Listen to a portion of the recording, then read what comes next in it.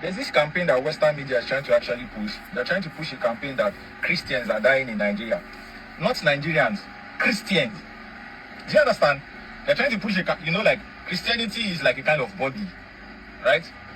Where people from every culture can serve a Western God or a Jewish Abrahamic God. So everybody, even if they are Africans, even if they are Europeans and Asians, they'll have to now come and fight because of that God. Do you understand? Since the time of Obasanjo, Nigeria has been having unrest in the north. The people that have suffered more from the arrest are Muslims. Since you guys want to divide us and conquer us, Muslims, it is not Christians. Muslims. You see, terrorism does not care. Terrorism does not care if you are Muslim, Christian, white, black, Buddhism, Taoism, Onye Odinani, Onye Ifa. Terrorism does not care. What Nigeria is facing is terrorism. A few months ago, this same fucking Western media in the US, through USAID, was exposed for funding terrorism in this country. These same people are the same people that is telling us that we're killing Christians. So a Christian life is better than an African life. It is Africans that is fucking dying. Nigerians, it is not Christians. There's this campaign that Western media is trying to actually push. They're trying to push a campaign that... So that was a Nigerian brethren who was speaking about the constant misinformation that the West does, and it's very sad because as I reflect on I want to say the Independence Day of Nigeria, I say to myself, it's a gift and a curse to be somewhat affiliated with it because, what happened is my family, some of my family came from Senegambia region. And as crazy as it sounds, some of them, they wanted to visit the historical sites of Shehu Usman Danfodio. And instead of going back, some of them just, said, we're going to stay. And they got into the cattle business. And till this day, they are still there, even to the fact that, by the grace and mercy of Allah, I will be holding, more than 3 passports. And one of the passports I even hold right now due to that family is the Nigerian passport. Unfortunately right now it's not too good to have this passport due to a lot of factors. Now, the thing is about Nigeria is that it's one of those things where that if it were to break away from the shackles of Westernism, if it were to break away from the shackles of colonialism completely, actually pointing the middle finger at Britain, pointing the middle finger at United States, pointing the middle finger at Canada, pointing the middle finger at France. If it were to do that, then it would be it and have a leader that actually wants the best for the country, then it would be game over. Okay, it would be game over. You would see Nigeria basically, the whole Sahel would be secured if that happened. And I'm just being honest with you. The whole Sahel would be secured. There would be little to no issues. But I just find the double standards ridiculous and the misinformation about what they're doing. Because the thing is, when you look at these terrorist attacks, when you look at these, the bandit attacks, most of the attacks are geared towards Muslims. Okay? That's the thing. Most of the attacks you will see are going towards Muslims. If you even look, there's a documentary that I even have on save because I'm going to watch it later, But there's even a documentary I have, bro, with how Fulani are fighting, um, how Fulani are trying to fight back against these Muslim terrorists, okay? This just goes to show you the misinformation. So, you guys, people, racist people even. We know Ryan Garcia is a racist. If you're not familiar with the boxer, Ryan Garcia, he came out on Twitter and said something about, oh, the Christians are in Nigeria. We need to talk about that and stuff in that nature. We need to help the Christians in Nigeria. Nobody's talking about this. And you have all these white people and stuff like that talking about it. You guys are really hypocrites at the end of the day, because you it's only listen, if it was Christian on Christian violence, you guys would not be uttering a word. If it was Jewish, let's just say that, hypothetically speaking, may Allah protect Nigeria from becoming like that. But hypothetically speaking, if these Israelis went to Nigeria and decided, okay, this is my country now, we're setting up settlements, this, that, and the fourth, and they were just murking Christians, you guys you wouldn't utter a word. Okay? The fact of the matter is that you guys have an agenda in mind, and that agenda is basically to undermine Nigerian sovereignty and basically, unfortunately, try to gaslight some kind of foreign intervention in Nigeria. That's what you guys want to do, okay? And I hate to say it, but this is what it's all about. Because if you guys were so concerned with Nigerian lives, right? If you guys were so concerned with it, why wasn't there any outrage when these Nigerians were Nigerian Muslims were suffering from attacks? Okay? There's no outrage. You guys don't have any outrage, okay? You guys have no outrage from that. That's the thing about it. And this is what I don't like about you guys, is that you guys are very disingenuous with what you want to follow and things like that. It's very, very disingenuous, okay? Instead of being sincere and being just upright people, you guys want to just, push a narrative that fits you guys. That's what you guys want to do most of the time. You know, I have a video right now showing this, what the Fulani herdsmen have to deal with in terms of moving and in avoiding Boko Haram.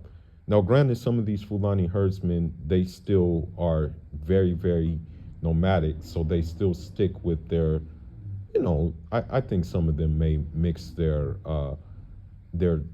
nomadic traditions with Islam. That's a possibility. I don't know. I don't know how the extent is to it, but it's very disingenuous.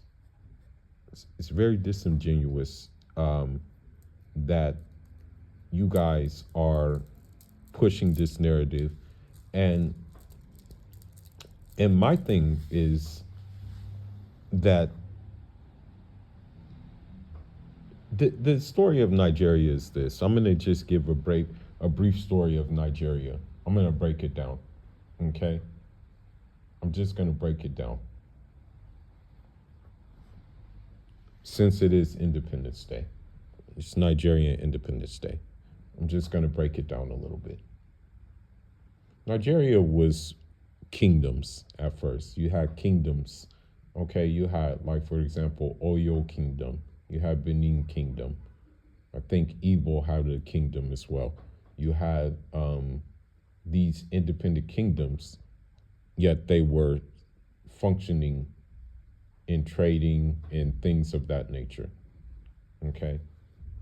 And then you had the North, which is Hausa land, which were independent Hausa kingdoms. Then you had the minhaj in which I try to follow, but I will admit that I kind of fail. I come up short in following the minhaj to a T. But then you have a reformer by the name of Shehu Damfodio, Rahimahullah. And what does Shehu Damfodio do?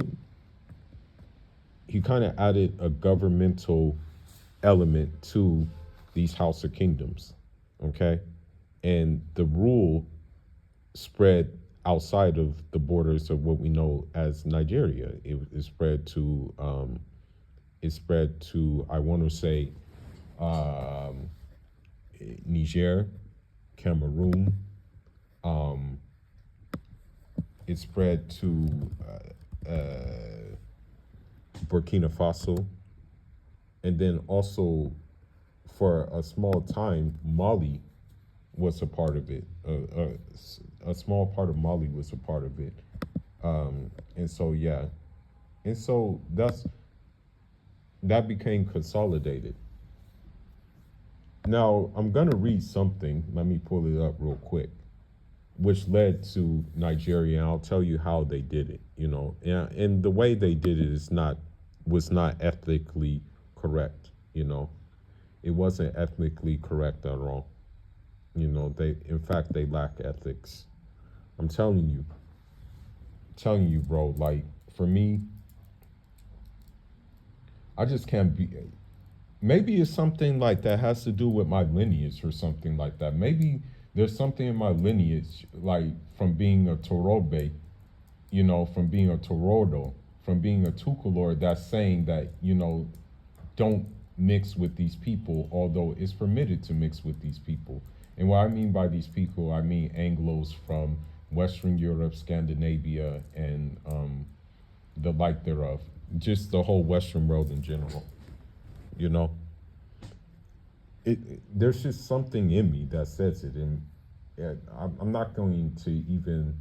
I don't want to go too far into this, but just even dreams I've had of, just dreams that say that you need to stick with another black people, or another like brown, kind of like black adjacent people who may, be of lighter hue than you, but kind of had the same struggle as your people did, you know.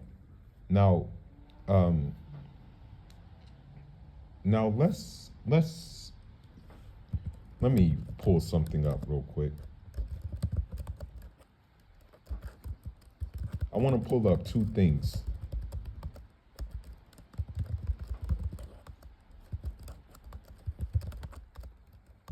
Give me a minute.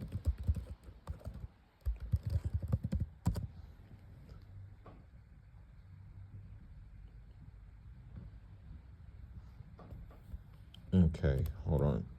Let me see.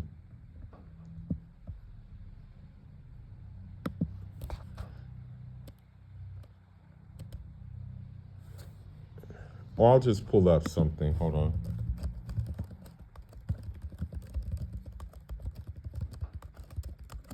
I don't know if it's going to show me this, but I can try to look for it.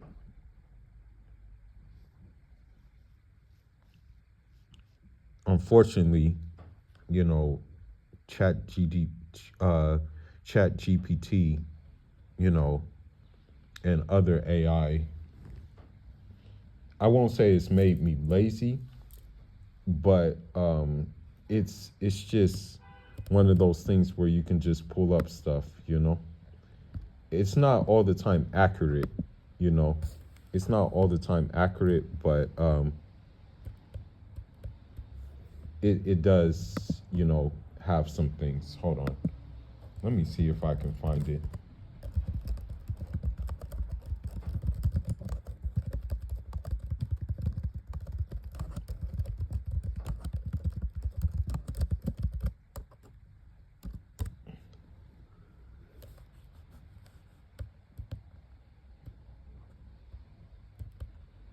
Hold on.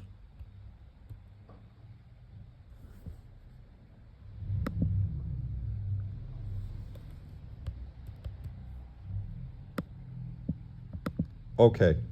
So the Sultan after Shehu Damfodio by the name, his son by the name of Mohamedou Bello. I'll read two letters to show you that for the most part, and we get in, and then I'll go into the divide and conquer thing later on, inshallah. Just give me a little moment. But the letter from Sultan Mohamedou Bello, Rahimahullah, he said in the letter, "In the name of Allah, the merciful, the compassionate, praise be to Allah upon his, and blessings upon his prophet.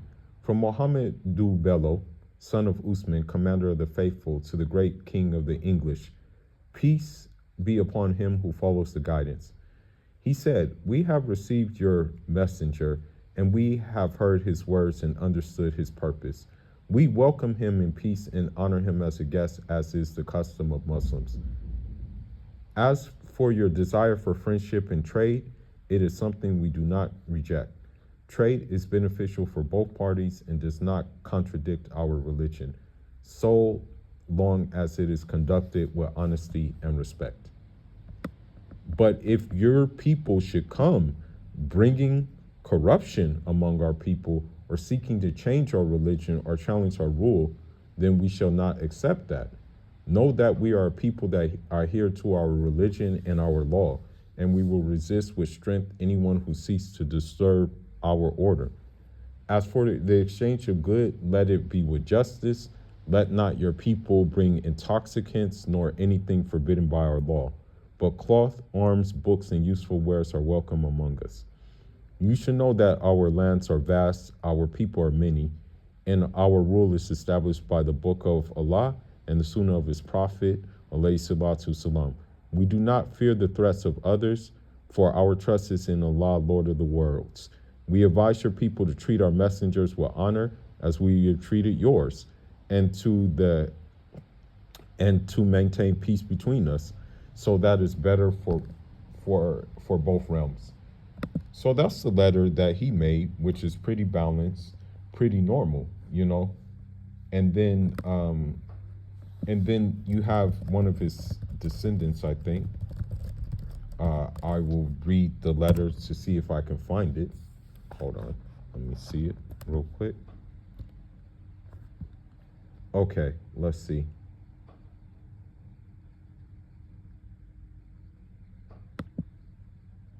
So the thing is about that letter, the British disregarded that letter, okay? They completely disregarded that letter, all right? They just said, oh, okay, whatever, right? So a descendant by the name of Sultan At-Tahiru, Rahimahullah, he said this to a later guy who was basically a renegade, named Lord Frederick Lugard. He said, and this is the words of Sultan al-Tahiru, "I do not consent that anyone from you should ever duel with us. I will never agree with you.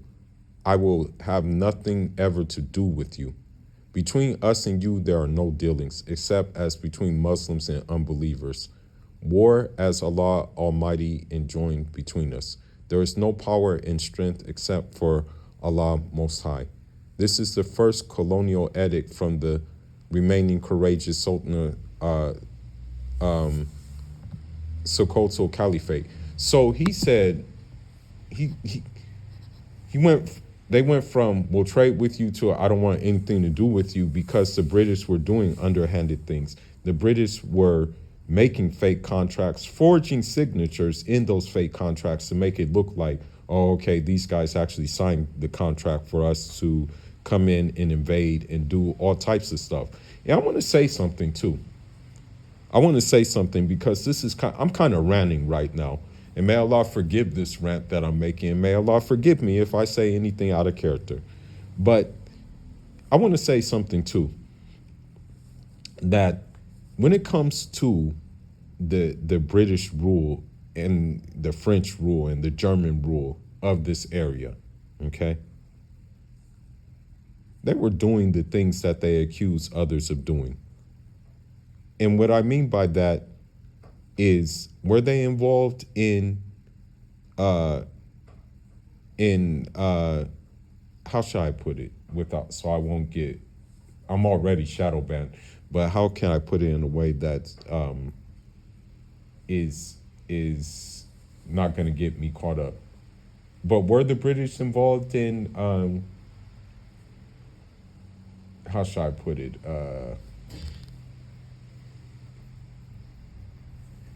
Were the British involved in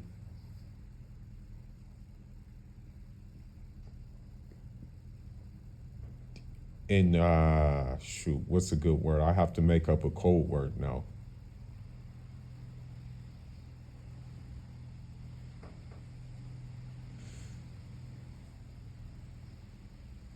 Were the British involved in cheese pizza? Yes, they were. There were just no cameras around there. Were they involved in cheese grooming? Yes, they were. Were they involved in violations of use? Yes, they were. But they want to accuse everybody else right now of doing what they basically started. Okay?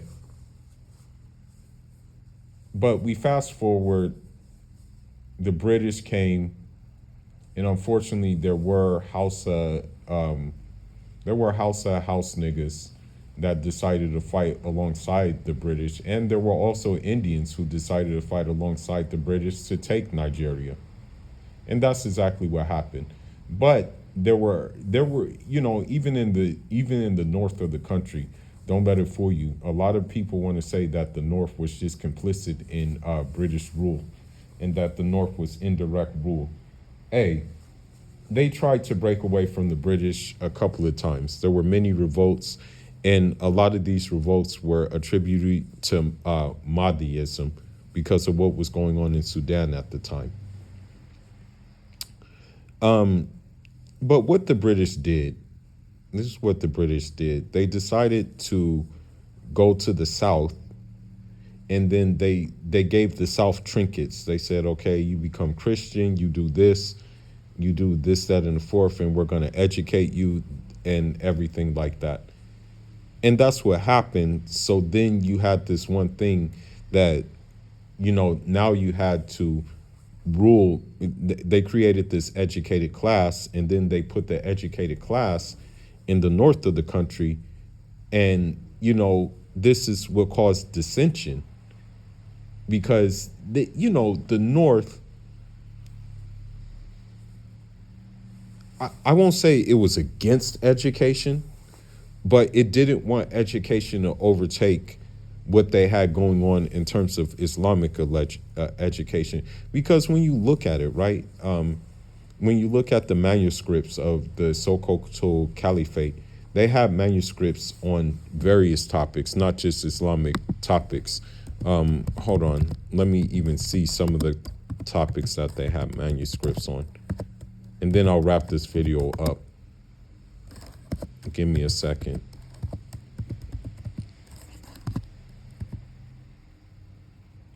Give me 1 second.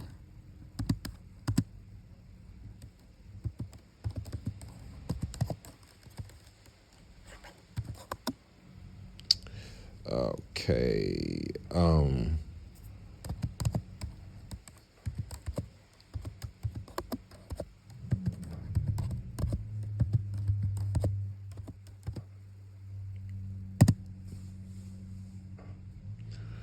Okay, let me see.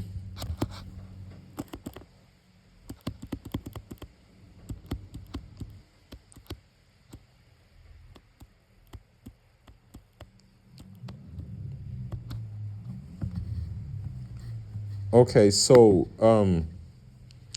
one of the Sheikh's, I think, grandsons, Rahimahullah, name was Dan Tapa. So, when we look at these manuscripts, right? When we look at the manuscripts that they had, okay, let me see. Give me a minute.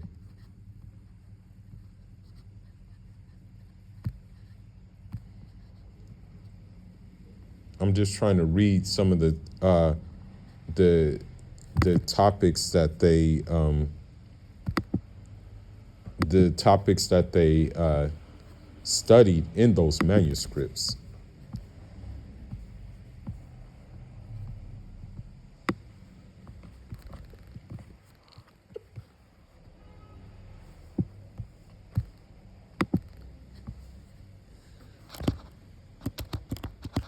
So some of the topics that were studied in the manuscripts were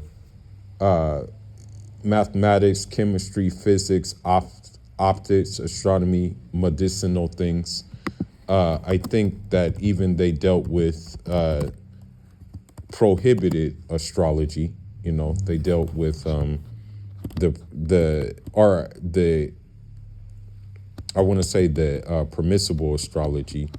You know, the one that says that everything is by Allah's decree, even the moving of the stars. You know, so it's not like they neglected the other sciences. You know what I mean? So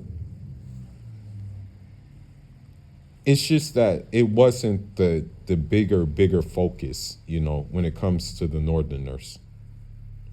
But they used that against them, and they kind of just decided to do the divide and conquer thing. And unfortunately, somewhat they succeeded, you know. And because, unfortunately, Nigeria is a hotbed for Zionism, largely due to an ethnic group that I'm not going to name, now you're having these issues now, and now you're having this vicious propaganda campaign against the I want to say against the Muslims of the country. So I mean, the only thing I can say that needs to be done in Nigeria is just that de-Westernization, basically. That's the only thing that can really help Nigeria at this time. De-Westernization and maybe a push to join the Alliance of the Sahel, because Nigeria is in the Sahel. Okay. A chunk of it, a big chunk of it is in the Sahel. And I think that the people in the south of the country, if they see good results from this, I don't think they would be opposed to this happening. You know, and I'm just gonna be real. They wanna really ruin. They really want Nigeria to become Sudan, and I don't think you guys should. We can't let that happen. We can't. We absolutely can't. But with this being said, I hope that there was some benefit in this, and Fula signing out. Njara.